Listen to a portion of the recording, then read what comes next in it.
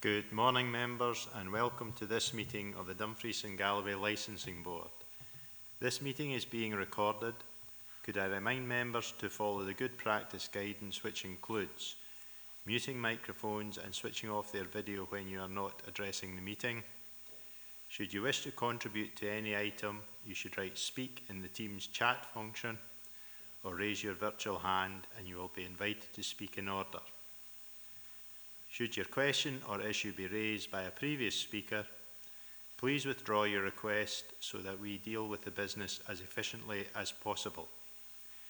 Members may notice that when calling members to speak, I will refer to them formally and using their title. For example, Councillor Smith, so that it is clear who are councillors and who, by the process of elimination, are officers. Now move on to the agenda. Item 1. Send apologies and my approval of members' remote participation. Mr. Parham, can you provide the Sedent and any apologies, please?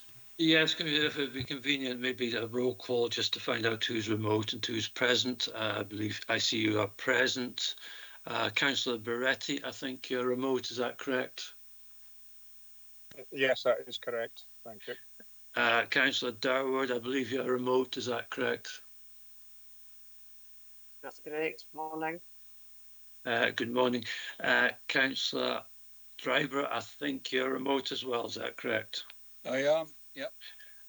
Councillor Howie, I think you're remote, is that correct? Correct, yes. Councillor Ingalls, I don't know if Councillor Ingalls is here, maybe. Has anybody received any apologies? You're here? I'm here. Yeah. Oh, you're okay. remote then. Okay. Kim Lowe, Councillor Lowe, I believe you're remote. Is that correct? That's correct. Councillor McGregor, I believe you're remote as well. Is that correct? That's correct. Morning. And Councillor McCammon, I don't know if Councillor McCammon's here. Yeah, I'm here, Marcus. Present. Okay, are you free? You're remote. Is now joining. Yes.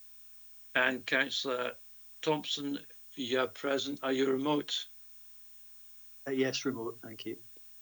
Right, that's for the minute. And now. So, with all, I think that's everyone present. Myself in the chamber and everyone else remotely. I approve of members' remote participation. Now move on to item 2. Do any members have a declaration of interest they wish to make?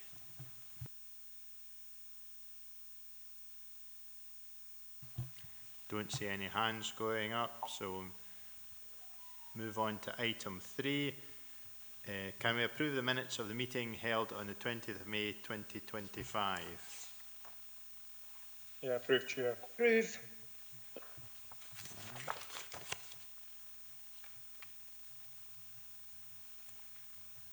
With that, we'll move on to item 4. Licensing Scotland Act 2005, applications granted under delegated authority. This item is for noting and gives details of the number of applications granted under delegated authority. Are members happy to note this item? Happy to note, yeah. Noted. Noted. Happy to note. Right, move on to item 5. This item is for dealing with an application which has been received for a full premises licence. Mr. Parham, can you go through this report and confirm the procedure for this item, please? Not a problem, convener. This is a full premises licence application as noted by the convener. It's for Masonic Lodge Unity 682, the Masonic Hall, the Hollow, Creetown. Now, first things, can I ask if Gary Ferguson, who should be here, if he is present? He's just approaching the table. Good. Just make yourself comfortable, Mr. Ferguson. I'll explain what's going to happen. I believe you are involved in the club in some way. Could you perhaps state what your position is? I'm an office bearer in Lodge Unity 682, sir. That's fine. That makes you a connected person, and you're okay to attend and represent the lodge.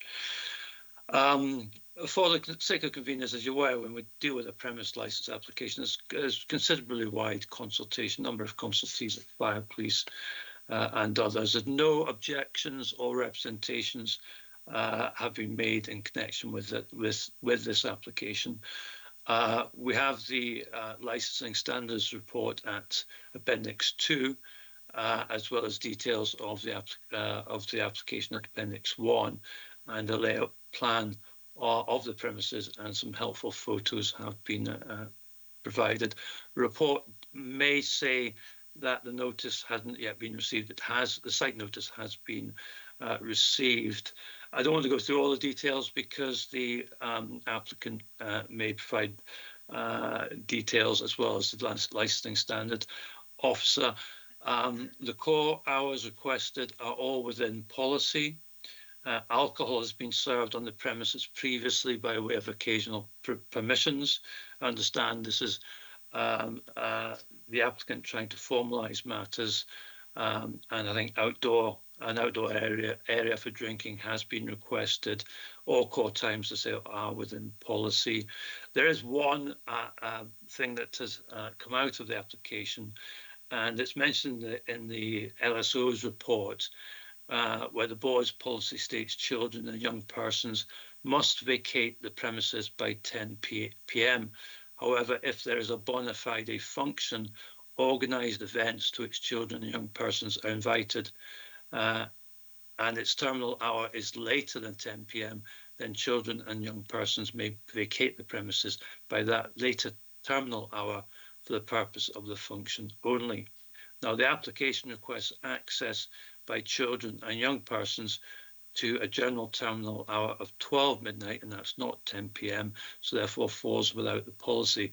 Now, the applicant has confirmed to the licensing standard officer that they are agreeable to the policy being applied, i.e. the 10 p.m.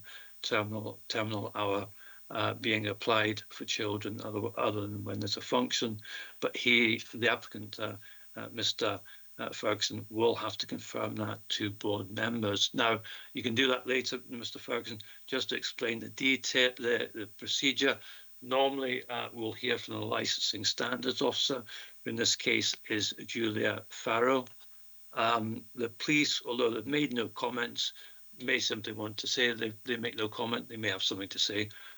We'll see.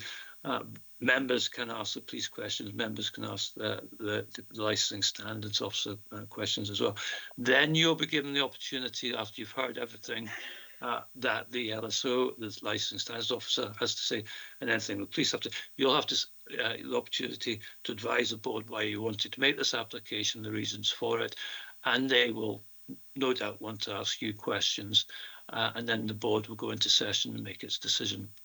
And if there's anything you don't understand, either ask the chairperson, who may refer to myself, and we'll clarify. But take your time to answer questions. If you don't understand anything, just make that known to the board that you don't understand something, and it'll be clarified for you. And if then we can hear from the licensing standards officer. I think it's Julia Farrow. Yeah, Ms. thanks, Farrell, Clark. would you like to speak to your report? Thanks, convener. So as the clerk's basically summed up, this is relating to a members club in Creetown, namely the Masonic Hall, and it's to license the hall and quite a large outdoor drinking area that's attached to the hall.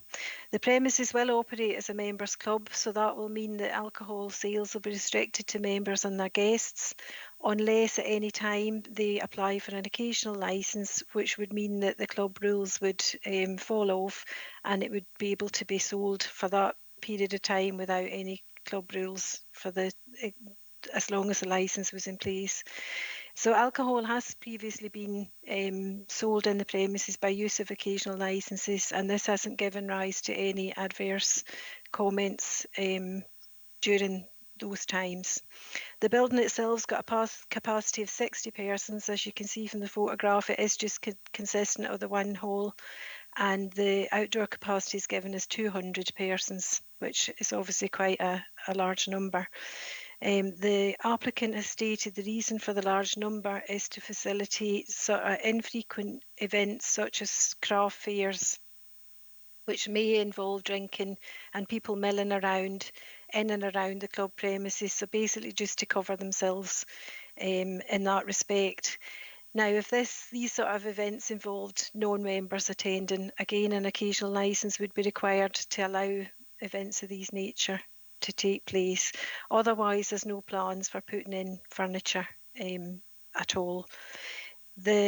As the clerk has summarised about the children and young persons, it would just fall slightly out with the policy in regards to a general terminal hour at 12 midnight. Having spoken to Mr Ferguson, he's quite happy for the board's policy to be applied and for children and young persons to be generally allowed to 10 p.m. or thereafter if it's a function, they can be into terminal hour. The hours are all within policy. And I've got no adverse comments to make. Thank you. Thank you for that, Ms Farrell. Is there any questions for Ms Farrell? Councillor Thompson? Thanks, Convener, just through yourself. So it was in the actual report in Appendix 1, and it was just a wee clarification. It says ages under the children and young persons section, children aged 0 to 17, should that be 15? And then young persons aged 16 and 17. It's maybe just a small detail. It was just to check. Thank you. Ms Farrell? Yeah, if that's quite correct. Children are 0 to 15 and young persons 16 and 17. I'm aware from the last board meeting that board members are quite keen for these to be separately detailed on the operating plan, and I'm quite sure that Mr Ferguson will confirm that he's got no issue with that either. That's fine. I think it was just maybe a typo. Thank you. Right. Sergeant Ritchie, have you anything you wish to add to this report? No adverse comments or concerns from us. Thanks. Over to you, Mr Ferguson, if you'd like to address the board. Yes, good morning everybody, and thank you for having hearing for me today and from my lodge.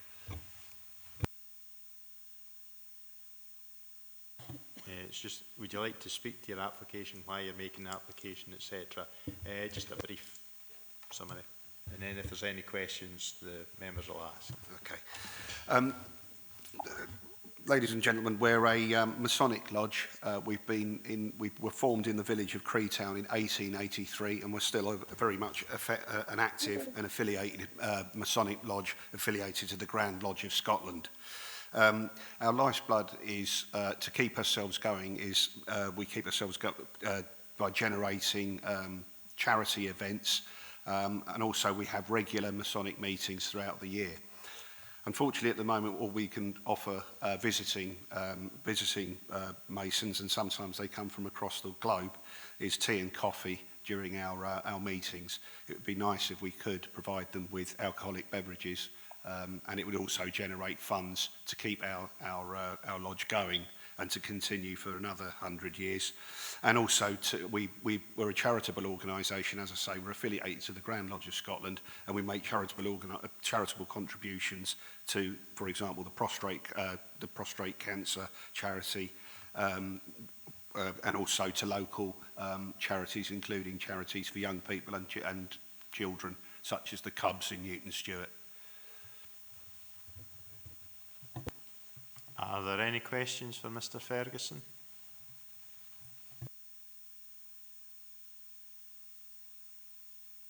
Councillor Thompson?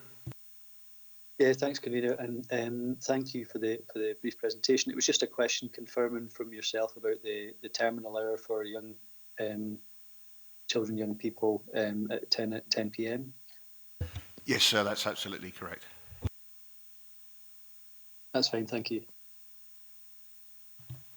If there's no further questions, don't see any hands going up. Would you like to sum up, as in if there's anything you want to add? No, thank you. I can't think of anything, and I'm not sure how to sum it up, but thank you for hearing my application today. We're now in session. members. We've been asked to grant a new licence. Councillor Barretti. Thank you, Chair. Although I know Cretan, I don't know the lodge, but I do know that there are no places left in Creetown effectively where you can go to an event such as this as it would be. So I would have no problems accepting the application, Chair. And Councillor Dryborough. I would rather grant it than accept it. So I think we've a mover and seconder for approving the application. If no one's otherwise minded, Mr. Parham, would you like to just advise Mr. Ferguson of the outcome? Mr. Ferguson, the application has been granted in full, with the exception, of course, that policy hours will apply in respect of children. Okay. Thank you very much, sir. Due course. Thank you, sir. Okay. Thank you. We'll now move on to item 6. Licence Scotland Act 2005, applications for variation of premises licences. This item is for dealing with an application which has been received for variations to premises licences. I think there's 3 in front of us today. So Mr. Parham, if you could take us through the report and confirm the procedures for today's items. I will do. It's also always worth bearing in mind that sometimes you might have a variation before you and not really know why it's before you.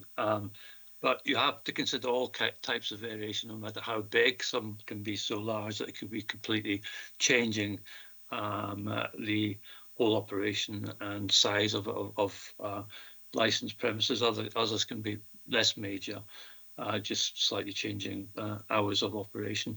But we've got delegated powers to deal with minor variations or major variations have to come up to the board. Now, the first one is hearing number 1. It's Moffat Golf Club, Coates Hill, Moffat, Annandale. And if I could ask to check to see if David Loy is present. You present? David's not actually present today. It's Courtney Grieve that's present. Courtney, sorry? Grieve. Grieve. Are you a representative? I'm a connected person and personal licence holder. Okay. I'll just explain some of the background to the application and then explain what the procedure will be to you. So what we've got here is various aspects of this variation as detailed in the report and appendices, which no doubt the applicant and the licensing stand officer will expand on. One of the major changes, I think Courtney Grieve will explain, is that there's a change of the club status, and I think that's possibly a major issue for the club and will allow them to carry out more functions whereby non-members can attend. They, however, do want extended hours. They want an increase to the board's current policy in the morning. Current policy hours allow for commencement of operation at 11 a.m. The golf club are requesting 10 a.m. to meet demand. That's something that the applicant may wish to address the board on, or the board may wish to ask questions as to why there is that demand, because that would be a departure from policy if granted. There's also a request for change on the sales terminal hour on Friday from 12 midnight until 12 midnight or 1 a.m. for functions. This is within policy. Excuse me. There's also a request for changing the children and young persons access hours. That is not controversial. Now, as far as procedure is concerned, I don't know if you heard the last case, Ms. Grieve, but it's normal. Excuse me, I need to take a drink. It's normal to hear from the licensing standard officer first, who gives more details of the application. to which I should say, I should have first said, there's no adverse comments or representations in connection with this application. We'll hear from the Licensing Standards Officer, and members may have questions of the LSO.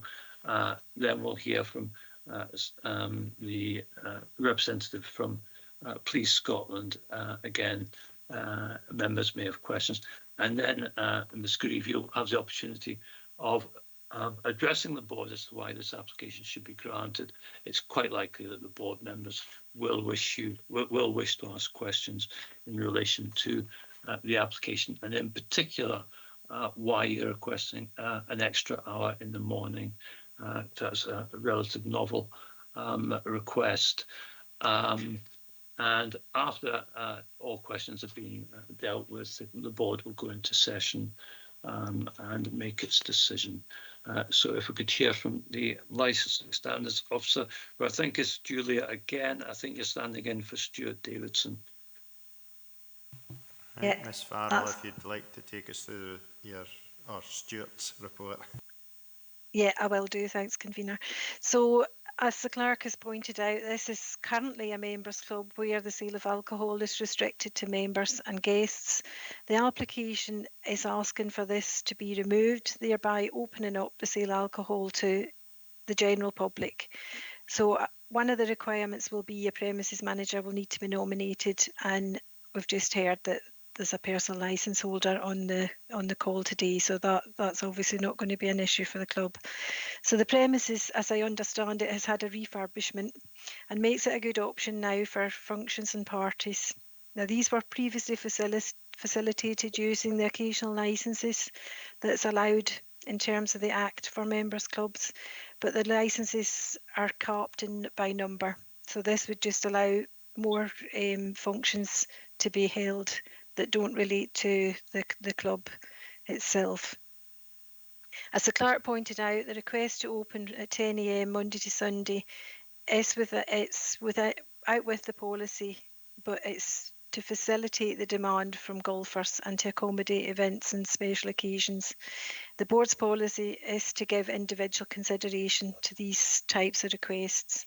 The requested change of terminal hour on the Friday from midnight to 1 AM for functions is within the board's policy, so there's no issue with that one there. The application also seeks to include additional activities in the operating plan, both within and out with core hours. These will allow more flexibility going forward with what type of events and functions and things can be held in the club. The changes to the admittance of children and young persons will allow for general entry to 7 PM and the terminal hour when attending an organised function or golf event, and this would seem perfectly reasonable, given that it is a golfing is the main activity. So in summary, there's no adverse comments from the LSO. Are there any questions for Ms. Farrell?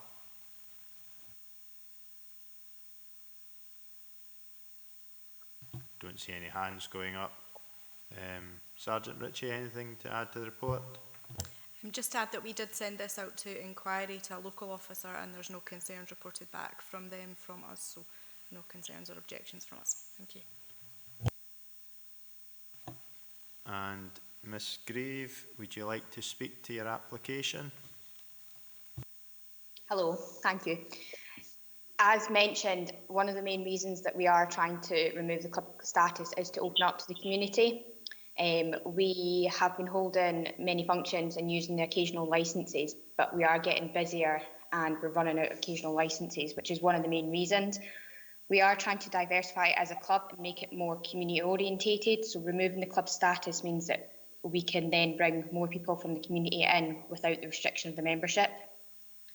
The change to the hours each day to 10 AM from 11 AM is primarily to address the issue of golfers. It wouldn't necessarily be open to the general public, it's just for the golfers' needs. And that's essentially it. It is to make it more community orientated. Is there any questions for Ms. Grieve?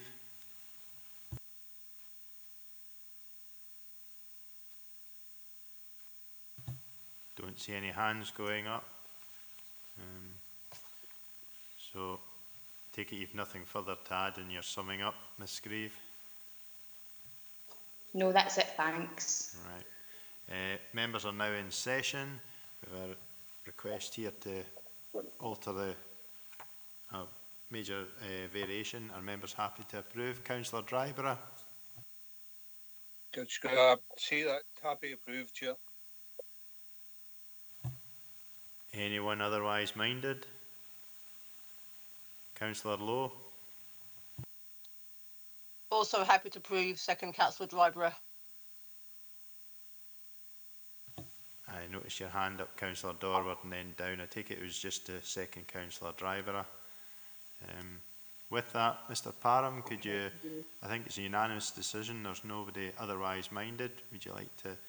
Yeah, Ms Grieve, like the previous application, this has been granted in full, and your amended operating plan will be with you in due course. Any problems, just give the licensing section a call, okay? Now move on. Oh, right. Thank you, Ms Grieve. Now move on to the second major variation for the Olive Retreat Limited at Castle Douglas. Mr Parham, have you anything to add? Yeah. I believe we have Samantha Priest, the licence holder, should be with us by telephone, because I would imagine this is probably being a Thursday, might be quite a busy day for them. Could that be confirmed if we've got her on the phone yet? Yeah, I'm here. Good. First of all, there are no adverse comments or objections to this application. It is technically a major variation. I just refer back to my previous comments that all major variations have to be considered by the board. Amongst other requests, there's a request to add live performance within core hours. Live performances change the terminal hour on Sunday from 4 p.m. to 11 p.m, which is within policy. We've got Mary Irvin, licensing standards officer, who will speak to her report. You may have questions. Sergeant Ritchie may have something to say. You may have questions, and the applicant, Samantha Priest, can speak to the board about her application. It is relatively straightforward. And Samantha Priest, the board members may have questions to ask of you. And once all that's done, they'll go into session and make a decision. Okay. Yeah. Right. Ms Irvin, would you like to speak to your report? Yes, thank you, Convener. As the clerk's already said, all the variances are fairly straightforward. As in my report, the main reason behind the application is to extend hours on a Sunday and at the same time making a few minor amendments, adding live performances within core hours. At 3.2 on my report, the current wording of any other activities is relative to the previous business. And at 3.4, the current description of the premises again is relative to the previous business. So the changes were required to be made. At 4.1, you'll notice when I checked the notice on display, the confirmation had mistakenly been displayed. However, this was remedied immediately by the applicant.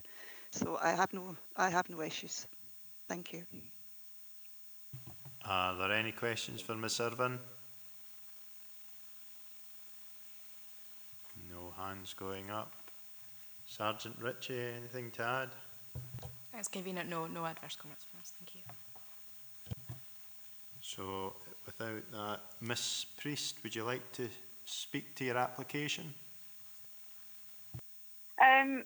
It is just, you know, as has been stated, it was just to ensure that I can have a full Sunday trade, trying to, you know, build a business in the town which supports dining all week, really, and to make it, you know, good enough for me to remain open. It's a difficult trade to be in. So yeah, it's just to fulfil the week, and the live performances is just like the occasional live singer, and maybe you know, Christmas or once a month. So yeah, no upheaval for the town. Just trying to make my business a bit better, a bit stronger. All right, yeah. Are there any members with questions for Ms Priest?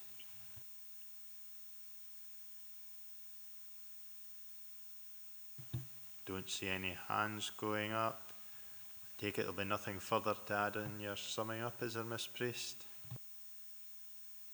No, thank you for hearing my application.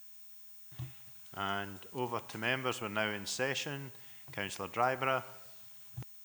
Approve the application, Chair.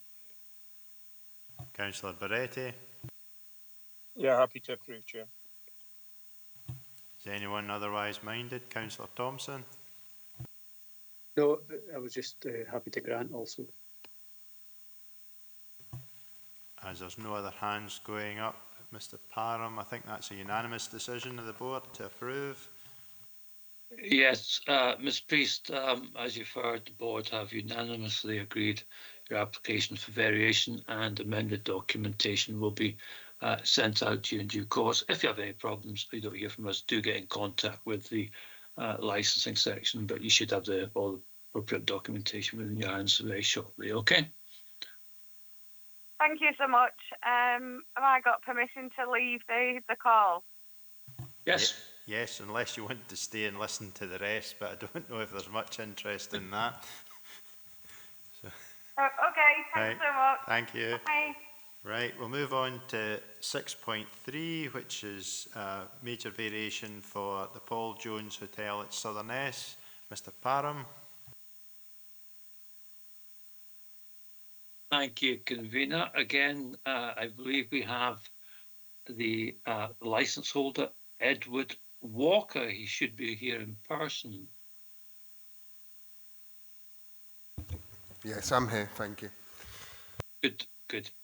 Now, first and foremost, yet another one where there are no adverse comments to the application, so they'll be speaking out against it. Just to give you some background, and you'll hear again from Julia Farrell, who's speaking on behalf of Stuart Davison, who's not here, licensing standard officer. This is, as I understand it, an inclusive, family-friendly premise, which has a scenic outdoor garden area, which is not, well, I think the request now is for it to be included as a licensed area, whereas before it has relied on occasional licenses. So there's a bit of formalisation going on there. A part of the request wants to change the wording of seasonal variation to be read to remain in line with Nithsdale festive policy hours, which my understanding is that you get an extra hour for most of the days during the Christmas period. There's also some changes to the children's wording to provide for what I understand is understood to be a more inclusive modern approach for access in the premises. The applicant, I believe, or maybe the LSO, has provided some helpful photographs for you. It seems quite straightforward. If Julia could perhaps speak to her report, board members may have questions, and then we could hear from Sergeant Ritchie if she's got anything to say for the police, and then the applicant, Mr Walker, you'll have the opportunity to speak to your application. If there's anything you don't understand at any time, just please ask. And you'll no doubt be asked questions by members of the board. And after that, they will go into session and make a decision on your application. Is that clear? Okay, if we could perhaps hear from Julia. Ms Farrell. Yeah, thank you, convener. So as the clerk has summed up nicely, the main reason behind the application is to include an outdoor drinking area, which is scenic, and it consists of 8 benches and a capacity of 48 persons. And as the clerk has said, it has been licensed by occasional licenses in the past, not given rise to any problems. There's also the addition of some chalets into the layout plan, which would then be incorporated as part of the licensed premises. The premises operates as being family friendly, and the application also details a change of access for children and young persons, and that will include the use of the outdoor area, which was a necessity, and also extend the time that under 18s are allowed from 8 p.m. to 10 p.m, which would seem reasonable given the fact that it is a family friendly location. The seasonal part of the variation, as the clerk has said, is to include the festive hours policy, take advantage of the extra hour on the 3 dates, the 26th, 31st December and the 1st of January. The chalets are situated adjacent to the car park. There is a photograph there of both that and the outdoor drinking area. They are not normally advertised, but they get used by repeated guests, as my understanding. There's no LSO adverse comments. Thank you. Are there any members' questions?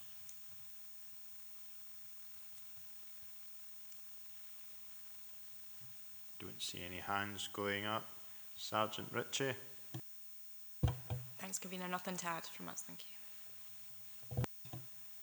Over to you, Mr. Walker, if you'd like to address the board on your proposal. So our variation was put in because we were informed that even though the garden was licensed on our plan, and so were the chalets and always have been, it was never run on a temporary license. It was always part of the full license. The pub itself has a historic license. But we were informed that this all changed in 2009, and if it wasn't on your drawing, it was no longer on your license. That was the main reason for our variation. Other than that, we didn't really have one to put in. So it was just to resubmit the drawings for the garden and the chalets. They've always been part of the hotel and the pub business, and they've always been used as such. Just when you said it was temporary licenses, we've only done that in the past year because we were informed that it was no longer licensed under the new Act, which is why we put our variation in. The kids being allowed in till 10, we put in 4 because we're predominantly food now. We generally, our opening hours, we're shut between 10 and 11 o'clock during the week in the summer, and we're open till later in the winter for the locals because in the summer there's entertainment on at the other pubs and we don't put any on in our pub. We're predominantly food. And we stay open for the locals for drink, really. Other than that, that was our only reasons for the application. Thank you for your time. Are there any questions for Mr. Walker?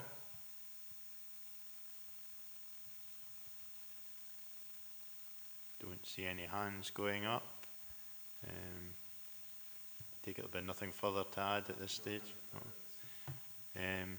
Members are now in session. Councillor Dryborough. Grant the application. And I'll be happy to second that. Anyone otherwise minded? No hands going up.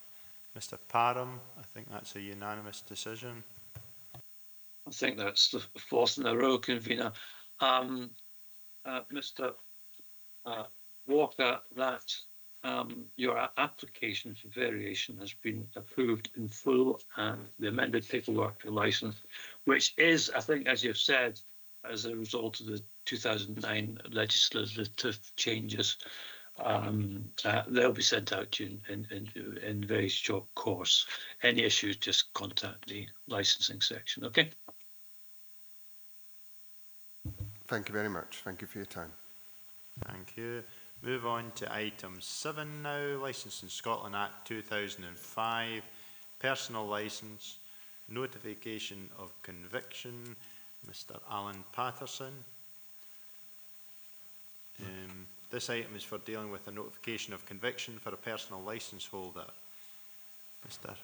Parham, would you like to take us through this report and confirm the procedure, please? Yeah, this is a notice that the police are obliged to give us whenever there's what's called a relevant conviction. I won't go into much detail at this stage because Mr. Patterson has contacted the department to say that he will not make the meeting as he's currently working. He's asked that it be rescheduled. He still wants to remain a personal licence holder. I should mention in passing that not just did the police notify us of this relevant convictions, but so did Mr. Patterson himself. Although it's an obligation to do so, they don't. The personal licence holders don't always do that, so that's something in his favour. He is asking for it to be rescheduled. The sergeant from the police may want this to be heard today, but I think it has been common practice to give an applicant, a licence holder, a second opportunity. But if you want to hear from the sergeant first on her view on the matter. Sergeant Ritchie. Thanks, convener. I'm happy to go with whatever you'd prefer to do. If you'd prefer the personal licence holder to be in attendance, then happy to reschedule, but also equally happy to go to the report if that's what you'd like. Right, over to members. Councillor Dryborough. Yeah, thanks, Chair. I think it would be appropriate to have Mr. Patterson in situ when he hears his own case. So I would suggest that we do suspend it until he's available to come forward. Councillor McCammon. Yeah, Chair, happy to second Councillor Dryborough. Councillor Thompson. Yeah, happy with that as well. So I don't know if it's, are we adjourning it or suspending it, or is it just a reschedule? Basically, I don't know what the technical term is. I was just going to clarify that with Councillor Dryborough, because he did mention suspend, but I think he means to adjourn to the next meeting. Or yeah, I do, Chair. Yes. Could we write out to Mr. Patterson to say that it will be held at the next meeting that it's scheduled to appear at in his absence, even if he isn't here? I think we need to move forward with this. I think that's probably the correct approach. That the next scheduled meeting's on the 21st of August, and obviously that there's a matter which the police I think considers of some concern, and board may reflect those views ultimately. But it's very important to hear from Mr. Patterson regarding the circumstances of the case. And if he doesn't attend on the 21st of August, it would be expected that a decision would be made on that date. If that's okay. Yeah, I have two hands up. Councillor McCammon and then Councillor Barretti. Legacy hand, Chair. Councillor Barretti. Yeah, Chair, also happy to agree with what has been said to postpone this until a further date. Looks like another unanimous decision. We're all in agreement today. Five in a row. Yeah. So it'll be adjourned to the next scheduled board meeting. Right. I have no further business. Can I thank everyone for their attendance? Thanks, give it up.